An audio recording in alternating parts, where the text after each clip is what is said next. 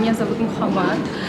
Я очень рада, что у меня и у моей мамы, которой, к сожалению, сегодня нету, появилась возможность продемонстрировать нашу одежду в стиле икар. Эту одежду вы можете одевать абсолютно на любые дни, под любую одежду, и под повседневную, и с вечерним платьем. Я очень благодарна организаторам, которые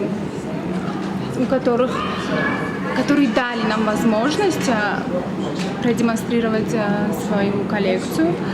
И я очень надеюсь, что в следующем году все пройдет